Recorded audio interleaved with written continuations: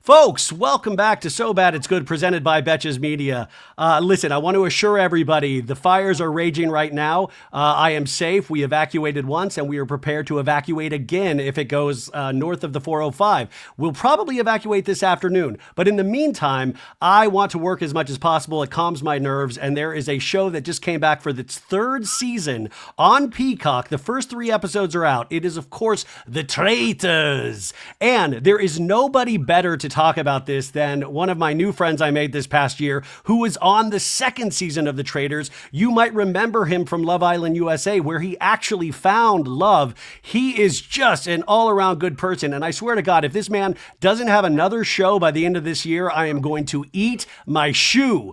But without further ado, we've got our sweet burgalicious Carsten Bergersen is welcome back to the show. Yes, thank you so much for having me. I will probably not have another show by the end of the year, even if they want me to do one, just because I am currently working on getting my doctorate of physical therapy, and it's a year-round program. But stop being such a good, normal thinking guy. Like, what are you doing? You got TV stardom. I know. I would love to just do show after show after show, like some of them. But at the same time, it's like eventually I want to be a dad and just have that home life. But I would love to at least do a show a year, in my future. Well, that's what I want you to do. But my God, this is why I love you. You're already I want to be a family man. I love that. You can't say that for most reality stars, Bergie. They want to be in that spotlight, and we see all of them in season 3. I want to remind people that you had to go from Love Island pretty much directly to The Traitors. That's correct, right? I had a 2-week gap in between Love Island and Traitors. I was show after show. It felt like I never, even went home. Now, do they tell you when you're going into this who the cast was going to be that you were going to meet? No, and they were trying to keep it as secret as possible. I wasn't supposed to tell anybody that I was going to go on The Traitors, because then if the cast were to get leaked, I could go look up who's Dan Gheesling, and then know he's the best Big Brother player of all time. He faked his own funeral on Big Brother, so it's I'm going to make sure he does not win this game. So they don't ever want the cast getting leaked until you get there. Well, that's what I love about this show is that you have these game players from Survivor, Big Brother. You have your reality show Housewives contingent, which we see with Dolores and Janelle and Dorinda and Tom Sandoval. And then you have a random British person thrown in the mix. You've got Dylan Efron, Zac Efron's brother out of nowhere being the good guy. But that's what I was kind of wondering, because you would want to go up against those players, especially the Big Brother players and the Survivor players. So that is comforting to know. So the first 3 episodes you've watched, what did you think overall watching it? Because it's 10 episodes in all, you guys. They did the first 3, and then it'll be launched every Thursday for the next 6 or 7 weeks, right? Yes. Going off the first 3 episodes, it kind of has that pattern that reality TV shows follow. That 3rd episode, we got Murdered in Plain Sight. And as I was watching that, I'm like, if I ever get invited back to The Traitors and I know I'm on episode 3, I'm going to be running around the castle seeing who's getting murdered in plain sight. There's no way. Yeah. So what he's talking about, and by the way, this is a spoiler. This will include spoilers. I just want to let people know. So if you haven't seen it, listen to this after you've watched the first 3 episodes. Murdered in Plain Sight. Explain to the people what that is that have not watched it yet. Well, it's just the Traitors having to get together while, everyone is able to walk around the castle ground. I guess is probably the easiest way to put it. They don't get to go in their Traitors turret.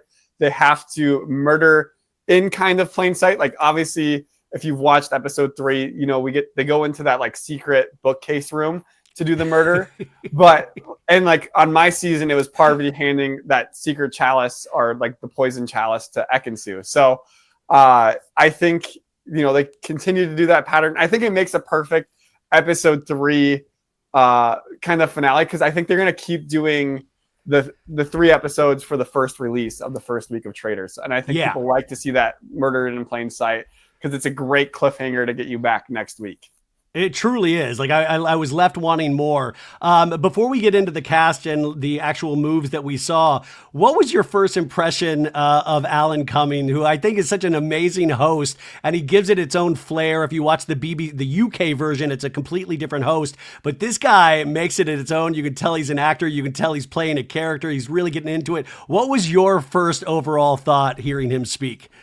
It's not even what he says, it's always his outfits. Like, I want to know who does his wardrobe is the first thing. By the way, I do know Sam Stryker does his wardrobe. He is an amazing, I've shouted this dude out. He is a brilliant stylist and wardrobe, but he does all of and it's amazing, right? Like every day it's a different look.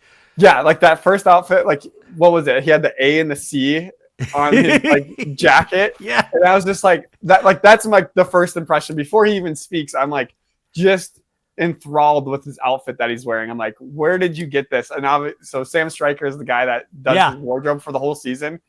Yep. So, and then he plans out his wardrobe for every challenge. So like when we were on season 2, it's like we were looking at him right when he came into breakfast. It's like, what challenge could we potentially be doing today? Like he dressed up as a scarecrow when we did the scarecrow challenge. This year he was dressed up as a clown before they went and did the clown challenge. Yes, that was a great one. Yeah, that was a great one. So like that's like the first thing that sticks out. But and then also him speaking like to Tom Sandoval, he's just so clever with everything that he comes up with. And I'm like, how much time does he get to like write his own script, or does he just come in and just go off his cuffs and then just go right off? Like it's probably a mixture of both. And I also like one of the great moments that you got to see so many times is when you got to see who survived the night at the breakfast the next day, and he would come in and he would take the picture off the wall and he'd be like, smash it, like, and he was so funny with that, and so intense. Yeah, my favorite one so far was it was one of the Housewives. I can't remember her name or pronounce it correctly, so I don't want to. Chanel Ion? Or Dorinda Medley? It's the one that just got murdered in episode 3. Chanel. Yeah, Chanel. Okay, so Chanel. But like the Dubai as that was so good. I was like, where did you come up with that? My girlfriend and we watched the show together and we were just dying laughing. It's like, how much time did he get to like write that? Well, I think there are a team of people, but he's just brilliant even on his own. Like, so I'm sure it's a mixture of all of that stuff.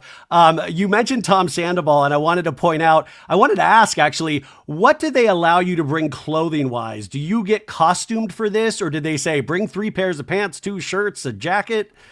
Yeah, so they sent me a thing that I should go out and buy for the Traitors. And they're like, this is kind of the theme we want you to be wearing during the show. So my girlfriend and I, during that like 2-week period where I'm rushing from Love Island to Traitors, we went to the Mall of America and we went on. Yeah, because you just had swimsuits on Love Island. You just had little bikini bottoms. Yeah. Even if you were wearing a swimsuit at times, it was like, what am I wearing right now? But so we went to Mall of America. We went on this huge shopping trip, more than I've probably ever spent on a shopping trip.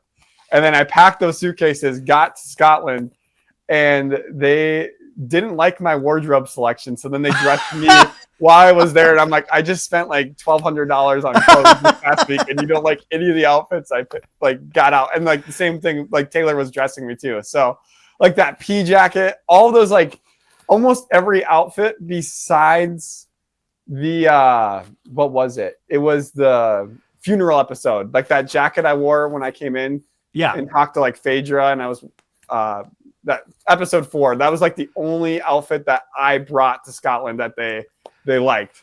So the rest of them was all the it's all them. Team. Yeah. I wanted to point this out because people are forgetting this. This was a news story months and months ago that got like, I don't know if it was leaked or no, I think it was actually Alan Cummings who said this in an interview, was Tom Sandoval in particular, his luggage got lost. So the first couple of I think the kilt was actually his. but the rest of his luggage got lost for the first couple of days. So, and by the way, that must kill him, because if you know Tom Sandoval, you know he loves his looks, he loves his fashion, but in one of the breakfast scenes, you can see he's in an oversized shirt and he's completely pit staining out. He's got huge pit stains, which I know he's very vain in a lot of ways, so that must be horrifying. But his luggage was lost, so people were giving him clothes to wear. Those are not Tom Sandoval's clothes, and he was fully pitting out. Did you ever pit out, Bergie? Oh, I'm sure I did at some point, but I wasn't wearing a color where you could see it really. Yeah, I know. He was, poor guy was wearing gray, and it was insane. Okay, so the cast that we have to deal with here is Dorinda Medley from Real Housewives of New York City, Wells Adams from The Bachelorette, Chanel Ayan from Dubai, Tony from Survivor, Sam Ashgari, Britney Spears' ex-husband. They always pick a couple random ones where you're like, what? How did this happen? Yeah, I'm like, why is he there? It kind of. Did you watch House of Villains season 2 this year? I sure did. I loved it. It kind of reminded me of who was the ex? Oh, Nicki Minaj's ex on House. Oh yes, Safari. Yeah. Yeah, and he won the show. But spoiler on that. Sorry. Yeah, guys. There's spoilers all over this episode, but yeah, it reminded me of that. I'm like, why is this person here? And then they end up making their stay. Well, speaking of House of Villains, the next person I was about to say is Wes Bergman, who gets introduced. He's obviously from The Challenge and House of Villains, but he was introduced at the very end of episode 1, the beginning of episode 2, with Boston Rob being brought back into the game as well. Now, I want to point out to all the listeners that have messaged me this week, Wes was recently on the show about a month and a half ago for House of Villains, and I point blank asked this man, you got to go on the Traitors. You would be perfect on the Traitors. And this man, bold-faced, lied to me. And we will be playing that clip until Kingdom Come, because he lied. He's like, no, I would never do that show. I don't want them, da-da-da. He, of course, knew at the time that he had already filmed the Traitors. And that's why I love Wes. We've got Bob the drag queen, who is crushing it as a traitor so far. Maybe crushing it a little too much in terms of how much he is speaking, but he speaks so eloquently. What do you think of Bob the drag queen so far? I don't know. Like I'm kind of like a Carolyn stan right now. I kind of agree more with what Carolyn was wanting to do in the Turret. So yeah, we'll get to Carolyn. So like I don't know. Bob for me, I don't know if he's playing that good of a game right now. We'll get into it. We'll get into it, but because that's exactly what I want to talk about them in the Turret, and they're not banding together like the Traitors should. You got Dolores Catania from Real Housewives of New Jersey. You got one of my favorite, Jeremy Collins from Survivor. You got Robin Dixon from Potomac, Dylan Efron, Zac Efron's brother, who is already being positioned as the pilot Pete, the nice guy that can figure things out. Do you think already, Bergie, that he's trying to figure things out too quickly and too vocally? Way too quickly. Like, because we talked about this on my season a lot, because we kind of had Dan by episode 3, but we didn't want to get Dan out of the game yet, because then it's like, let's say Dylan got Bob the drag queen out in episode 3.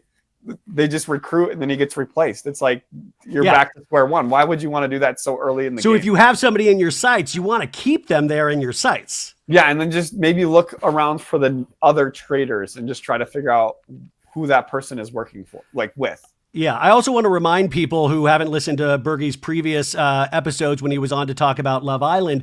You took this very seriously. You had a notebook. You really were thinking out this game, and that's why I love players like you, that you were really playing this game. And I want everybody in the Traitors to play the game. Do you think in these first 3 episodes, what do you think the split is on people that are really trying to play and people that are like, I don't even know where I am right now?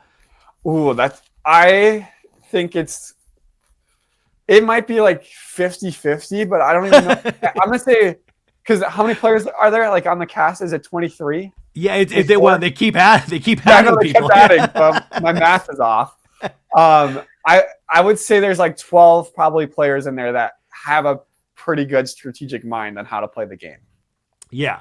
And I'm just curious because we'll see in future episodes how they band together, what their strategies are, and how those will kind of come to light. Because there's a lot of red herrings and people doing crazy things that are like they think they're being strategic and they're just being dumb, potentially like Dylan or even like Tom Sandoval. You got Nikki Garcia from WWE. You got Bob Harper from The Biggest Loser. Brittany Haynes from Big Brother, which Brittany won Big Brother, if I'm not mistaken. I have a blind spot with Big Brother, but I have now realized with the Traitors of how good of game players they are. So Brittany, obviously one to watch. You got Derek, who was added at the end of the first episode, who was from Big Brother as well. You got Boston Rob from Survivor. This Boston Rob, like, I don't know, Bergie, if you watch, I know you don't watch really Housewives and all of that stuff, but did you watch his seasons of Survivor? So this is another crazy thing about me going into reality TV. When I applied to Love Island, I only watched one season of reality TV before I applied to Love Island, which was the Bachelor Cody season from like 2019. That was the only season I ever saw. Why that season of The Bachelor? I was a freshman in college, and this is terrible. But my roommates and I, like, there was like I played college football, and there was like 6 or 8 of us guys that would all get in the same dorm room, and we would watch The Bachelor. And it's like, if I was The Bachelor right now, which girl would I want to keep around and which game?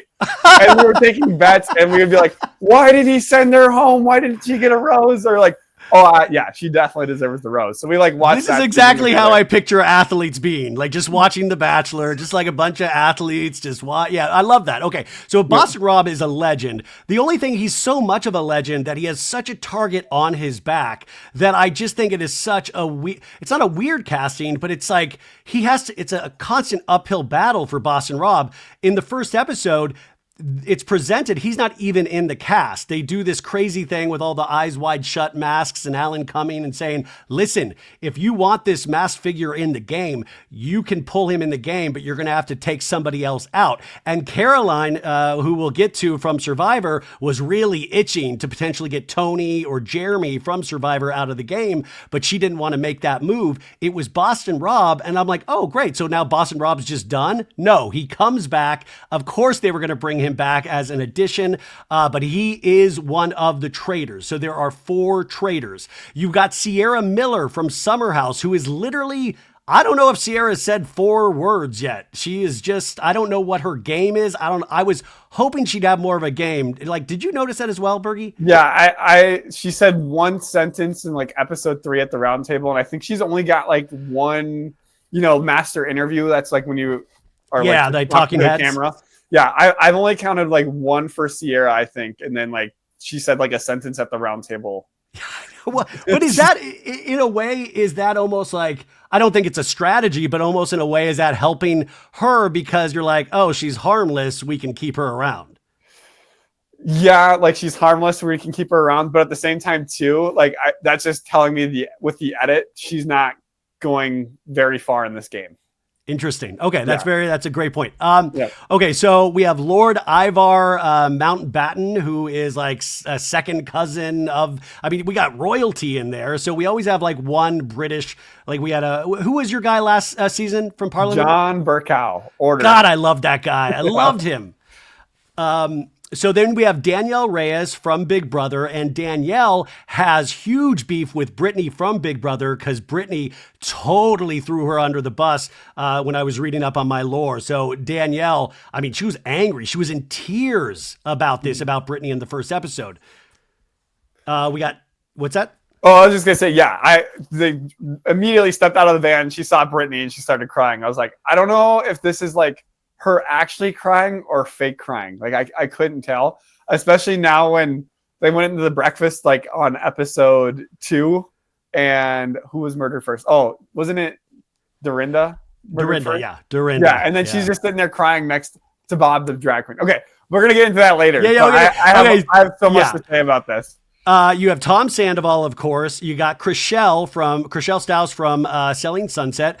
You have Carolyn Weiger from Survivor. Guys, I watched her season of Survivor and I love Carolyn because I just want to say what I loved is that like what she talks about and how she's perceived of being so kooky and out there. But at the same time, there was this moment in Survivor at the very end when they were doing how to she was going into a thing about making fire. And all of a sudden you realize she is brilliant. She was like, she made that fire quicker than anybody. I root for Carolyn and she's using how people perceive her as a tool, as a traitor.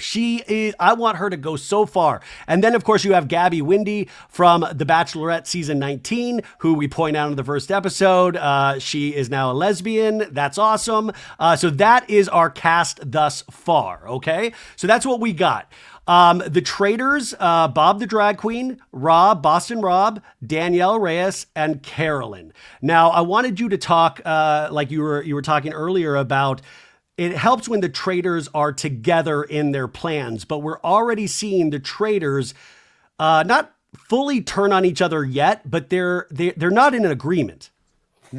Yeah, and right off the bat, I kind of agreed with Carolyn.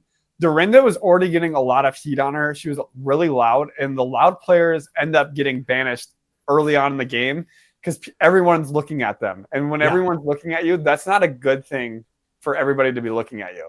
So I really think Dorinda probably would have got banished in the first couple episodes, and them killing her now makes them, the traitors now have a potential of being banished because they got rid of a shield for them in a sense that could have got banished early on, and now that person's gone. So now more eyes can be on the actual traitors instead of a person that's actually not a traitor but really loud and outgoing and gets mad for no reason. Yeah, because already we're seeing in the first 3 episodes, there's already been suspicion on Bob the Drag Queen from Dylan Efron. And Bob the Drag Queen was shutting that down at the round table and doing a really good job at the argument. But now there's a lot of heat there. And then you even have now suspicion on Danielle as well. Like, because Bob the Drag Queen heard that like she thought the tears were fake. And she was like, what do you mean the tears are like, she was personally offended that somebody didn't buy her tears, which I thought was hysterical because I thought she was emotionally playing a very believable game as a faithful so far. Yeah. Well, I kind of remember like if you look back at the first episode, and I think you can tell someone's emotions too in a game like this if they stay in that emotional state for more than a couple minutes. You know, like if you're sad, you're going to be sad for a period of time. You're not going to be sad and then leave the room and then be happy. So I don't know if we're missing something in the edit where like maybe she leaves the room after being sad in one room and then she goes to another room and then she's, you know, outgoing, having fun. Because I think that would be like a red flag for me too. If someone was like switching up their emotions constantly, I think that would be a red flag. Because we saw that in the first episode. She gets back from after being on the raft. Remember, she acted really pissed about it. And then someone left the room and then she was smiling after it was Tom Sandoval came to talk to her. And then Sandoval left and then you could just see her smiling. And maybe like the next person that came in, she was all like maybe not all happy, but you could tell an emotional shift occurred. Yeah, and it's you got to be really aware of that if you're a traitor or those emotional shifts, because at the end, like the 3rd episode, like cliffhanger, Gabby Windey, they're in the bookcase talking about where they're going to murder in plain sight, and Gabby walks in to grab something and overhears commotion behind this bookcase. So obviously the traitors might have really effed up, which we won't know fully how much that happens until the 4th episode, but Gabby has definitely got to be suspicious at this point. You would hope so, but I also saw Ekin-Su get murdered in plain sight. So you never know. Oh dear God, not Ekin-Su, not Ekin-Su. There was like 9 of us in the room, and Parvati, you know, pulled that off, and it still shocks me how she was able to pull that off. Dude, Parvati, by the way, Parvati's on this season of Deal or No Deal Island, and she is a beast. And actually, if you guys want another competition reality show, I do recommend that. First episode was really good. Okay, so the first, we've seen already a couple of the challenges, like the raft challenge, where it really all of a sudden they were fighting with each other about who was going to stay behind. Should we go for more money? What was your take on that game and your take on the traitors' gameplay, not between each other, but the actual physical challenges? Yeah, for a first challenge, I find that one to be insanely difficult, not by the physical strength of it, but the mental strength of it, if that makes sense. Like Yeah. you going on a raft could make you a traitor, but it also puts you up for murder, like insanely high. Like, because if you the faithful on those rafts in episode 1 had like a 1 out of 6 chance of being murdered because 8 people got on the rafts, 2 of them were traitors. So now you have a 1 out of 6 chance of being murdered instead of a 1 out of 23 chance or whatever it normally Yeah. is. So it just increased your chances of being murdered so high. And it's like, would I get off the boat? And I was trying to ask myself, would I get off the boat? And I don't think I could, especially after in my season, I probably would have got off the boat because I wasn't so worried about being murdered because I knew there was so many big names like Johnny Bananas. Like I knew I was going to be around for a while. But now, since after wait, so you really kind of were comfortable that in your season you're like, I'll be, because Johnny was the first one off of your season, I believe. So you were comfortable that you're like, they're not going to go for me first. Oh yeah, I was hoping that they thought I was this naive kid from Love Island. They were going to be able to puppet me all the way to the end, just kind of like Shereé did with, I can't remember, but like I can't remember their names. Yeah. Shoot. But anyways, yeah, I was relying on that. But now I think people would hopefully think I'm a little bit smarter, but hopefully they would still think I'm a little naive. That way I could get a lot away with it. But I think I would have to stay in the boat this time around in season 3. Yeah. In your first, we have 3 episodes here on your time there. When you weren't filming, were you trying to form relationships with the rest of the cast? Did that happen naturally for you? Was it like 24/7 in your head gameplay? Was there ever a time where you you weren't a traitor, but what is that time when you're not filming? Are you still friendly? Are you allowed to talk to each other? Yeah. So I don't, you definitely are allowed to like talk to each other, but nothing about gameplay. And I had a hard time. I was always getting yelled at for still playing the game while it was non-filming time because I'd be whispering to people and whatnot. And then they'd go, Bergie, we can still hear you. Your mic's on. You can't keep whispering gameplay stuff. But I was forming like I'd go talk to Dan, and then I found out Dan used to be like a high school football coach. And then you're like, hey, did you watch The Bachelor with your football team, Dan? Like I did, yeah. Yeah, it's just little fun stuff like that. Like Peter was a pilot, so I got to talk to Peter about his time on The Bachelor, like the unseen things on The Bachelor too. Yeah. So, and there's a lot of people, like one of my favorite questions to ask everybody was like, how did you get on reality TV? Because everyone's got a different story and how it happened. Was there anybody that looked down on you because they didn't know who you were? Because Love Island, you just got finished filming. Like there was no way a lot of people knew who you were. Did anybody turn their nose up to you? Like I'm a reality star. Did that happen at all? I don't think that actually happened because I'm such a lovable guy. I think everybody they can come talk to me, but I'm sure probably some of them would act like that. But since I'm just like an easygoing person, I don't think they really felt like they were better than me in a way. Yeah. So the raft challenge, a lot of people were, left on those rafts cold and hungry, and people were digging into the food back at the manor. And this is where you don't watch Real Housewives in New York, but Dorinda Medley, who was the first, unfortunately, to go, you don't want to get Dorinda angry and you don't want to get her drunk. Those are 2 things, because she'll come in and she'll read you. And so we got a little Dorinda explosion, which I love to watch, but it kind of put a target on her back in some ways. And I'm just so pissed as a fan that she was the first to go, because I just think she is such good, entertaining television. What was your take on Dorinda not having ever watched The Housewives? I thought she was going to get herself banished. I thought she was definitely working towards getting herself banished. That's why I'm so shocked the Traitors killed her first. I thought for sure, I do agree they needed to murder a housewife because they had a ton of numbers in there. And if on my season, the housewives towards the end of the season, they weren't getting murdered or banished. So they held a lot of power, or the Bravo alliance held a lot of power in that castle. So I definitely agree with getting rid of a housewife, but getting rid of Dorinda, I think that was a big mistake. Well, just entertainment wise, it's a big mistake. Now, Yeah, that too. you have like Tom Sandoval and Chriselle Staus. They obviously, which is such a great moment if you watch reality TV, is Chriselle's friends with Ariana. Ariana, of course, was Tom Sandoval's girlfriend of 9 years who he cheated with Raquel from Vanderpump Rules. Huge scandal. So he's going in with everybody knowing who, like, this guy, like you said even earlier, Alan Cummings, like, it doesn't feel good to be betrayed, does it, Tom? You know, like everybody's like poking at him. So he has to deal with this all the time. And Chriselle, Tom's like, I think Chriselle's a traitor. And Chriselle's like, listen, I'm friends with your ex. And he's like, so's everybody, dude. So's everybody. Like, you know, so he has a target on his back just because he cheated on reality television. So he's trying to throw suspicion at Chriselle, and they're kind of going at each other, which is great. And I would imagine what the traitors want is for them to fight with each other, correct?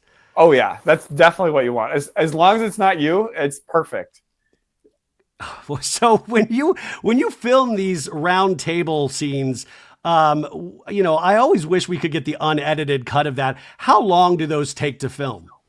I feel like they can take an hour to 2 hours, depending on, like, a full episode length could be just dedicated to the roundtables, which is insane. Yeah, Yeah. It's a long time sitting at those roundtables, depending on who's getting banished and like how long to defend themselves. Like if you know who everybody's voting for, like that one's going to last like 30 minutes. But if you have no idea who you're voting for, it can get up to like an hour and a half, 2 hours. God, At least it felt like it. It felt like it. Yeah, because you don't have your watch or your phone. No, you're not allowed a watch, a phone, a clock during reality TV. And I want to remind people, you told us one time that you were allowed to have like 5-minute phone calls or something like that, but they had to be supervised and you couldn't talk about gameplay in terms of talk, like, you know, because you were like newly in love. So you got to have like very limited phone calls with the outside world. Mm-hmm. Yep. I'd say probably every 3 days, we probably got like a 10-minute phone call. Jeez. Back home. Yep. So we get into the gameplay. Everybody's in the manor, going off into different rooms. You have these survivor, like, so Boston Rob, you had Kate Chastain that was brought onto your season during the season. This, we had Boston Rob at the end of the first episode coming back as a traitor. And then it's like Wes, and we have the other gentleman from Big Brother. Derek. Yeah. So they are revealed as people coming into the game, but Boston Rob is a traitor. How do you, I mean, it's so unfair to those people there when you just bring new people in. Do you think we're going to have more new people throughout the season be brought in? I really hope not. It kind of even sucked having Kate come in so late in episode 5. It just kind of throws the whole game off. And I hope they stop bringing people in late. I'm glad it's only like episode 2 they bring them in. But it's like, what's the point of bringing, you know, Wes, Boston Rob, and Derek in an episode late? Because if I was a player, I'd be like, at least one of those people have to be a traitor. So I'm going to ban all 3 of them now. You know, I'm not going to sit around and let them stay in the game that long. Well, and also Boston Rob, like I said, has this uphill battle because he is a traitor. He is a fierce competitor, and everybody at that table, even if they don't watch Survivor, they have probably whispered at this point how good at gameplay this man is and how much money he has won on reality television. But he's already making some decent moves because he managed to get Tony, who was a Survivor player, out. And Tony's like, you broke my heart. You're dirty. I thought it was a great moment because Boston Rob made it logical of like, listen, I don't want to say something, but I gave this dude a shield and it didn't even get brought up. He didn't say anything about it. It was logical sense. So I thought that was a really smart move by Boston Rob. What did you think? I don't know if that was a smart move because he had Tony. Like, I just think like there's this giant Survivor alliance, and maybe there's not. But I just imagined in my head as I was watching this, you know, you have Tony, Wes, Jeremy, Carolyn, and Boston Rob, and probably Derek. You have those 6 people, and then like that's a lot of votes. And if they can vote together, that's a lot of power in the round table for a while. And then they can start weeding out each other later on. I felt like it was a little early to get Tony out. Yeah. Yeah, okay, so that is interesting, and Tony was definitely not happy about it. It is weird that they got two of the Housewives contingent out when, like you said earlier, you want to keep that Housewives contingent in because they are so dynamic and potentially unhinged that it's easy to throw focus if you're a traitor on them. But for some weird reason, and this happened last season as well, that they think there's some strong Housewives alliance, and there is, but not in a way that like, like, I don't know, it just doesn't make sense to me how we're having this happen again. Yeah, and it's too early on to be worrying about numbers. Like, I understand, like, getting the first one out. Like, okay, there's a lot of Housewives. Let's get one of them out and then just move forward from it. But to continue to take out Housewives doesn't make any sense to me whatsoever. Bob the drag queen, he is, people really seem to love him there. Robin Dixon from Real Housewives of Potomac, who's a faithful, is swearing her life that Bob the drag queen is not a traitor, which is hysterical if you watch Robin on Potomac, because you're like, of course, Robin, of course you would swear with everything that you have. And I just wonder in those moments that the traitors are like, holy shit, they've bought all of this. But at the same time, like Dylan has Bob's number. What do you think, well, like we mentioned earlier about Dylan being so vocal against Bob the drag queen? I don't think Dylan can get murdered right now. If they murder Dylan, Bob the drag queen's numbers are like days are numbered. Like there's no way Bob the drag queen can murder Dylan and get away with it because everybody will be looking at him and going, Dylan thought you were a traitor and he was the only one and now he's gone. Why did that happen? If you were in that room, these first 3 episodes, and you're a faithful, what would be your move right now? I felt like I could definitely read the room on like who was getting banished every single day. Like I knew who was getting banished pretty much every round table. I was never shocked by the round table outcome. So I probably would have hid in the crowd and voted Tony out yesterday. So you want to stay with the crowd. You want to not make any waves. What moves in terms of the players that you're seeing just on TV, who do you think you would gravitate towards? Dylan? Definitely Dylan and definitely Wells, even though Wells got banished. Wells is gone. Yeah. Yeah. I can't believe he got banished for the little things he did. It kind of reminded me like when I was in like the bar with Ekin-Su and she was just grilling me. And it was just like, I don't even know how to defend myself right now. I didn't even do anything that looks traitorous, and he got banished for it. So I'm shocked that Wells is gone. As you got further into the game, did the paranoia set in of like just things like that? Of like, if I move my left hand too quick, it might make me look like a traitor. No, that was more of the beginning game. Because then once I got settled and I knew people trusted me, then I was like, okay, now I can start moving around easier since people trust me now. Okay, so if you're there, you would align with potentially Dylan and Wells, who is gone. What would the conversations you would want to be having right now in a subtle way with people you trust?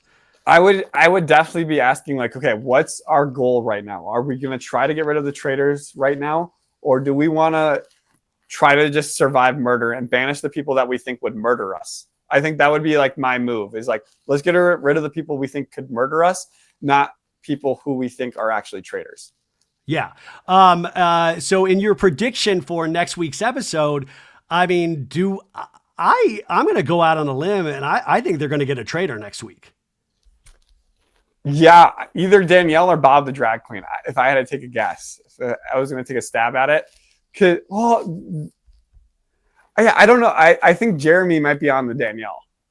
Yeah. Totally. Yeah, I definitely think he is. But my question is, what is Jeremy's strategy? Is it a Sandra strategy? Make it as long as I can and then worry about Danielle, or keep moving forward right now? Yeah. Do you think Sam Ashgari and Sierra will? Do you think they know they're on the traitors right now? Do you think they're especially Sam? Do you think Sam knows where he's at? I don't think they know how to play the game. If I'm being completely honest. Same with Tom Sandoval. Like he's always looking. He's like, well, their personality changed. I'm like, dude, you've known them for maybe 6 hours. Their personality has definitely not changed. And if they're and he's like, I see some nervous tendency. It's like, yeah, because at this point, once you leave that first round table, anything you say can get you murdered. Anything you say can get you banished. Like you should be nervous. You shouldn't walk away from that and be all confident. Well, that's why I'm like, dude, you have fucking pit stains. You look like the biggest guilty person ever on top. Like this is what I love reality television. And I know you don't watch Vanderpump, but I want Sandoval to be there to the close to the end because I think he's a good shield for the traitors. And he's like a silent film actor. He's given like looks every time, like suspicious looks everywhere. He's like drawing focus to the wrong people. His logic is so completely out of whack, yet he is so confident and potentially narcissistic that he still thinks he is right and is not listening to anybody else. And that was my worst fear preparing for the show. I was like, if I'm going on the show, I'm not going to call someone out unless I am 100% sure, because I don't want to seem like the biggest idiot on reality TV. Now, if I just kept thinking about that last moment of Gabby hearing what was going on behind the bookshelf with Bob and the rest of the traitors.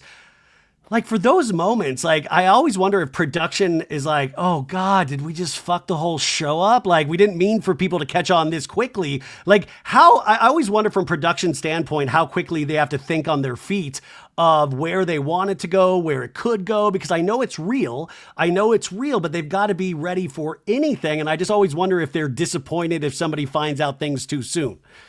Yeah, I actually have no idea. And then the other thing would be it would be a 4-against-1 at the round table the next day too. It's like, well, I heard you guys, but we weren't having a conversation like that. And then you know, I don't know how you would handle that, or you murder her. I don't know how you would get away with that, but it would be a 4-against-1 at the round table, because it would be really sus if you said, I know all 4 of you are traitors. I don't know if I would believe that. Yeah. We have one contingent, Chrishell, Gabby, and Nikki. They call themselves the Bambis, the Doe-Eyed Alliance. And they're the ones that also was suspicious of Tony as well. We also had the gameplay with Alan dressed as the Harlequin clown in that kind of game. I don't know really where that went. You know, it looked awesome, but I don't know what it really, did it teach us anything? Did it show you anything? What's the question there? Just in terms of like the actual, like when they were in the Funhouse mirror stuff, when he was dressed up as the Harlequin clown, like I just thought the game so far, I don't feel like we've seen real competitors working these games to the best of their abilities. Yeah, the first episode was probably my favorite challenge so far. The episode 2, I really didn't like that one of like go grab the coins and then put it in the person to lower them. Like that one wasn't a fun challenge to watch. This one was a little bit more entertaining, episode 3, but I think episode 1 is the standout challenge so far this season. Okay, and I want to remind people at the end you have how much money you can win? $250,000. Yep, up to $250,000. And I want to remind people that it was like the best ending of a season ever because you had our friend Trishelle and you had CT and you had Mercedes. And Mercedes, I see Mercedes on I talk to Mercedes like weekly now, and like she's still hurt. Like she is like this is personal still for Mercedes. So people, what we want as an audience is for people to be that invested, right? Like when you got out, we talked immediately at your exit. How did you take it to remind people? You know, honestly, as I get further and further away, I get more and more upset about my exit. I think at the time I wasn't too upset about it, but now I'm like, God dang it, I got out by a stupid torchlight ceremony. Because like, if you remember, it was like a sacrifice ceremony. I was like, dang, I couldn't convince anybody to save me. And I remember being so mad about the torchlight ceremony and nobody saving me. When I got back to the castle, you probably realized this, there was no footage of me whatsoever because I was so mad about everything. I was like, and I knew production wanted me to be upset about the other cast members. And I was so upset about production doing this twist that I was like, I'm not going to give production what they want. I'm going to sit by myself and not talk to anybody. You pouted? You had a pout fit? Oh my Bergie. It was more of like, I'm going home. I can't do anything about it. And I'm like, because you know when that stuff happens, production wants you to go after your other cast members and be like, why the hell didn't you save me? Like, what the heck? But I was like, I'm not going to give them that. That got me. Wow. Yeah, because you're at that point, you did Love Island. You're a reality star, baby. You don't just go to their whistle. Hey, do they feed you well and like give you a good, like, do they like, are you like, do you have like normal lunch and dinners and stuff like that? Is that part of the game? Yeah, I would say, because it all depends on like the challenge time and everything. So it's kind of a little messed up. And this is going off a year and a half ago now when I did the show. but it's kind of, they're good meals, but they're kind of sporadic because you never know when you're going to be eating lunch because of the challenge and dinner. Well, we saw that one being eaten after the first challenge with the cast, and then the rest of the people that were stranded left behind were pissed that like they didn't save them like some food. So there are certain ones that are on camera, and I'm imagining certain ones that are off camera. Oh yeah, and that happens too because most of the time, you know, we have breakfast and then we'll have lunch after. And we have lunch before the challenge. So you don't really get to see us eat lunch. You just see us go to the breakfast and then go to the challenge and then come back and have dinner. So as we wind down here, a couple things I want to point out. I believe one of the next challenges or one of the next things we're going to see is 3 people in a coffin, and the traitors could even put one of themselves in the coffin to potentially put away suspicion that they are a traitor. Am I correct? Yes. I don't think that's the challenge. I think that's more the murder in plain sight. Yeah. It's more the murder in plain sight. Oh, yeah, murder in plain sight. Yep.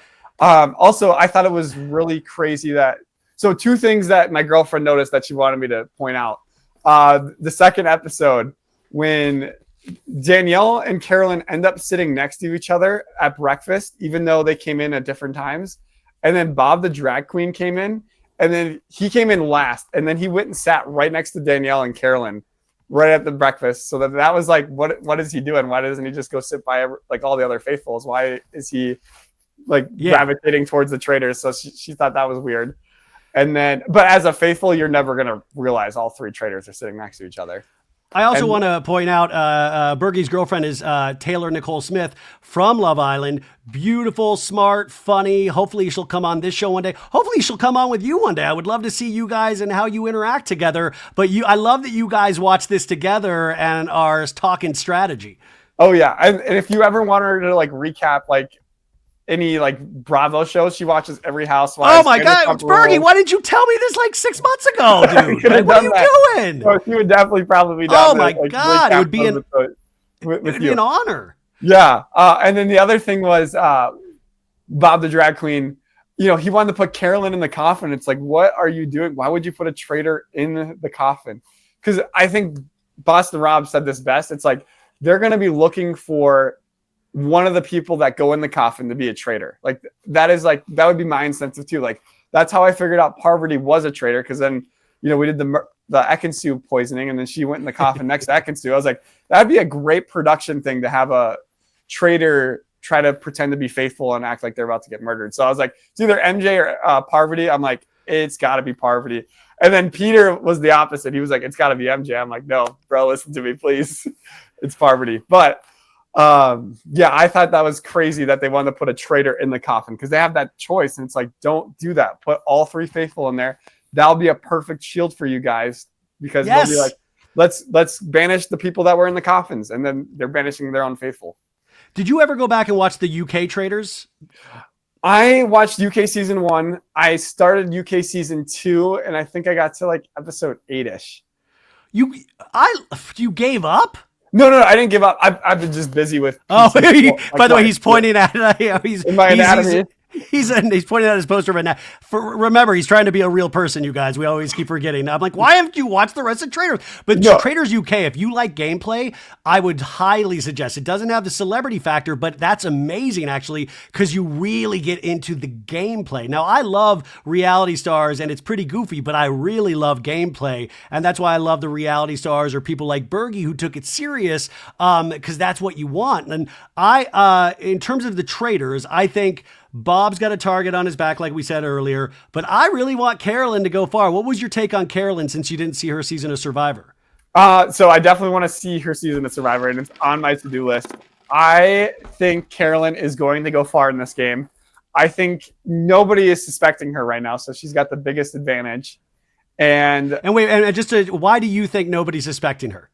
It's just her personality. She's like she's quirky, she's twitchy, she's using it for Yeah, and like nobody will kind of listen to her, so they don't see her as a threat at the round table either. Because like she has a hard time convincing people to listen to her, and that's something I kind of relate to. And it's like I made it pretty far with nobody really listening to me. Like I could get I could listen to other people, and then I'd try to like articulate my ideas, and it's like, no, we should do this. I was like, no, we should do this, and then it's like, no, we're doing my plan. It's like, okay. But the great thing about Carolyn, though, is she does know what's going on. Like, that's what I love about her, is she does know. She's very smart, and that's why I think she really is that double threat on that game, because she has this great personality to hide behind, and people, it just shows how we judge people in our lives, and we're like, we write people off, and she knows that about herself, and she's so smart at the same time, and that's why it's such a bummer that the traitors in the turret aren't actually agreeing with each other like they were in the beginning of last season, and they're already arguing with each other, which makes me think we're gonna get Bob, or I just think we're gonna get a traitor out sooner than we normally would. Yeah, I also think with Carolyn, I'm gonna go to Boston Rob real quick because I forgot what I was gonna say about Carolyn. But Boston Rob, I think he did hurt himself with the Tony vote, because like Tony was like shocked by it and he kind of went at him. Yeah, and I think that's gonna hurt Boston Rob. Going back to Carolyn, what was I going to say? Come on. Well, also, I want to point out that traitors can vote against other traitors. Traitors can so Boston Rob, what he's done, and you point that out, is Boston Rob, you want out just because he's won so much in reality gameplay. So even a traitor or a faithful, you want this guy out regardless of which side you're on. So that's why I'm saying it's an impossible battle that Boston Rob has in front of him. Like, I just don't know if there's much hope. It'll be interesting though, because Wes, who is a faithful, this guy, he knows his shit as well. If you watch House of Villains this season, he's another one that puts things together. He's also a great liar. Even though he's a faithful, a liar as a faithful can come in handy. So he's one to watch as well in terms of swaying votes in future episodes. Yeah, and another, like, if you make it to the final fire pit, could you imagine you're there with Boston Rob and Wes, and you have to make that decision on who to banish? Like, I would look like Tom Sandoval with my armpit, and just standing there going, I don't know who to pick, but I know I need to banish one more time. Oh my God, wait, why did they? Tom Sandoval said this, which is another vein. Tom Sandoval, you know, in the breakfast room, you go in there and you see everybody's headshot, you know, that Alan throws down. He's like, oh, it's great, dude. I look like a convict. I look like a prisoner. Why are those photos so bad, Bergie? Like, why do they make them look? All of them look so bad. I have no idea. I thought mine was pretty good because they cut it from Love Island. Like, they got a picture from Love Island. And I was wondering if they did it like the day before you got there. Like, they got it from Love Island? Yeah, so I sent them pictures and they're like, yeah, we don't like that too much, so we're going to use the one we got from Love Island. And it's actually, it's on my profile, but it's Taylor and I standing next to each other, and they just cropped out Taylor in my arm, and it's just me smiling. So they completely cut off Taylor, and it's just my face. You're making me laugh. Stop. Oh my God. Oh my God. What's that? The thing I thought about Carolyn, I think Carolyn is also really excellent at just reading the room and knowing what's going on in the present time. I think some of these other traders are having these plans that are like 6 or 7 steps ahead, and they're not focusing on the present. They're like, oh, if we get all the housewives out, we're set. But like, Carolyn's looking at it at face value, and it's like, okay, but like, this is how people are going to interact when we do this. And they're more concerned about winning the show and thinking about what they need to do now for that, but they're not looking at it in the present time. Exactly. Having played this game and now watching this new season, for these first 3 episodes, what rating would you give it? You know, I really enjoyed it. I'm going to probably give it like, you know, okay, so I didn't like the challenge in episode 2. I like the challenge in episode 3 and 1. I love the murder in plain sight because it's always entertaining to watch that. I do like the traitor selections this year, even though we got another Big Brother player, another Survivor player, 2 Survivor players this year. I think that's going to be really interesting to see how that goes down. But I'd probably give it an 8 out of 10. Yeah, I think I'm right there with you. The first episode I thought was spectacular, but it's like that first day of school where you're just excited to see your TV show again. You're like, yeah, we're back. The second episode for me kind of dipped a little bit, but you know, you're getting warmed up. And then the third episode, by the end, I was like fully into it again. And I'm really looking forward to that 4th episode. And that's what you want, is just to look forward to something so we can keep talking about these moves. And I hope these strong moves are being made. And we'll see. I think it's a great blend of, gameplay cast members, reality show cast members, and people are like, what the fuck? Like Sam Ashgari. Shout out Britney Spears. But dude, you are a legend. I am so happy to have talked to you again, man. And I'm so tell everybody, I'm going to put all your Instagram and stuff like that. But like you said, you're a real dude. Tell people again what you're out there doing. So I'm currently in my second semester of physical therapy school. I'm working on getting my doctorate, and it's a 3-year curriculum. And it's just, I'm going to be busy as all heck. Did you get good grades last semester? 3.4 GPA. So I'm trying to get a 3.5. So I'm hanging in there. But yeah, definitely just working on that. And I think that's kind of my career goal. And then I'd love to do reality television afterwards. And everything's going good with your relationship, obviously, since you watched the Traitors together. Love is still beautiful. Love is still beautiful. I was actually FaceTiming her before I started this podcast, and I'm actually FaceTiming her after this podcast. Well, when you FaceTime her, you tell her to please come on this show. Please. I would love to talk Housewives with her. I will tell her to send you an Instagram DM, and you guys can get it working out. Bergie, I hope you'll come back to talk more Traitors with us. Really, truly, I got to tell you, this guy's a really good guy, and he's on Cameo as well. You got to get yourself a Burgerlicious Cameo. You got to do that. Also, Cruise of Deception sales April 27th to May 3rd. Wait. Oh, God. Wait. Yes. I forgot to mention this. You guys, there's a Traitors kind of cruise. It's called Cruise of Deception. Can you explain what this is and who's going to be there? Yeah, so we're going to have Janelle from season 2, Trishelle that won Traitor season 2. We have Pilot Pete that did the amazing Shield play. We have Sandra from Survivor and obviously Traitors. And I'm forgetting, is that everybody from season 2? I might be forgetting one person from season 2. But then we have a couple of people from season 1 that are going to be on this cruise. And we're going to be playing this giant game of Traitors-like game. Like, if you guys have played Mafia, we can't call it Traitors because of Peacock owns Traitors. But it's going to be a giant game of Traitors or Mafia or Among Us, whatever you want to call it. When does it take place? It's going to take place April 27th to May 3rd. You can go to cruiseofdeception.com. And it's going to be like, I'll be like Alan Cummings. If you sign up for my team, you can sign up for Pilot Pete's team. So you can like sign up for which team you want to be on to play Mafia. Play Mafia, and then whoever you sign up with is going to be your host. Like, I'll be my own host for my team, and I'll probably have like 80 players on my team. Pilot Pete will have 80 players, so we're going to have like probably like 5 to 8 Traitors potentially, and then everyone else is going to be a faithful. And if you can make it to the end, there's like a grand prize of $50,000 divided among all the teams. So if you end up winning, you're going to pay off your cruise, which is pretty awesome. So you got a free vacation. But if you don't, it's going to be a great time no matter what. You get to meet the whole cast of, not the whole cast, but the 5 of us or whoever is all there on the cruise. And we're just going to have a great time. We'll go out for drinks. We'll just have a great time together. Well, yeah, I mean, you're not going to go out. You're going to stay on the boat for drinks, right? Well, yeah, probably. And then take a couple stops along the way, too. Oh, okay. I was like, well, maybe let's stay on the boat if we're on the sea. Yeah. Cruiseofdeception.com. Guys, should I do cruiseofdeception.com? Maybe I will sign up and do on Cruise of Deception, because this is, I love gameplay so much. I'm probably horrible at it, but my God, that sounds like a lot of fun. Let's get the baddies out there on the cruise and let's be on Bergie's team. But I'll put all of that stuff in the show notes, and I will talk to you very soon, dude. See you next week.